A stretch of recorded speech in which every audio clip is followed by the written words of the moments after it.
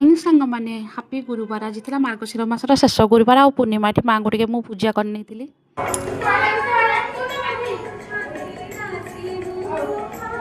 ତାପରେ ଏଠି ମୁଁ ଟିକେ ରୁଟି ଡାଲମା ଭୋଗ ଆଣିକି ଖାଇ ନେଇଥିଲି।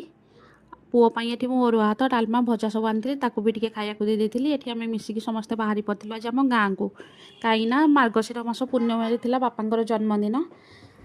ଆଜି ବାପାଙ୍କ ବର୍ଥଡେ ପାଇଁ ଆମେ ଗାଁକୁ ପଳେଇ ଆସିଥିଲୁ, ତାଙ୍କୁ ସରପ୍ରାଇଜ୍ ଦେବାର ଥିଲା। ଏଠି ଆମେ ମିଠା ପିଠା କ୍ଷୀରି କେକ୍ ସବୁ ନେଇକି ପଳେଇ ଆସିଥିଲୁ। ଏଠି ବାପାଙ୍କୁ ଟିକେ ରେଡ଼ି କରିକି ଆମେ ନେଇ ଆସିଥିଲୁ।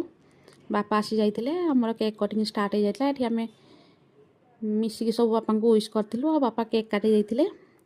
ଫାର୍ଷ୍ଟ ସେ ମାଆଙ୍କୁ ଟିକେ କେକ୍ ଖୁଆଇ ନେଇଥିଲେ, ତାପରେ ଆମେ ଦୁଇ ଭଉଣୀ ମିଶିକି ବାପାଙ୍କୁ ଟିକେ କେକ୍ ଖୁଆଇ ନେଇଥିଲୁ। ନାନୀ ଟିକେ ଖୁଆଇ ନେଇଥିଲା, ତାପରେ ମୁଁ ବି ଟିକେ ଖୁଆଇ ନେଇଥିଲି ଆଉ ପୁଅ ବି ଏଠି ଖୁଆଇ ଦେଇଥିଲା। ଆମ କେକ୍ କଟିଂ ଏବେ ସରିଯାଇଥିଲା। ତାପରେ ଆସିଥିଲେ ମାଆ ପିଠା ବନେଇବା ପାଇଁ, ଆମକୁ ଯେହେତୁ ଦୁଦୁରା ପିଠା ବହୁତ ଭଲ ଲାଗେ ମାଆ ଆମ ପାଇଁ ଦୁଦୁରା ପିଠା ବନେଇ ଦେଇଥିଲେ। ଆମେ ଦୁଇ ଭଉଣୀ ମିଶିକି ଟିକେ ପିଠା ଖାଇ ନେଇଥିଲୁ। ତାପରେ ମୁଁ ଆସିଯାଇଥିଲି ବାପାଙ୍କ ସହିତ ଟିକେ ଫଟୋ ଉଠାଇବା ପାଇଁ। ଏଠି ମୁଁ ବାପାଙ୍କୁ ଧରିକି ଟିକେ ଫଟୋ ଉଠାଇ ନେଇଥିଲି। ବାପାଙ୍କ ସହିତ ମୁଁ ବହୁତ ସାରା ଫଟୋ ଉଠାଇ ନେଇଥିଲି ଏଠି।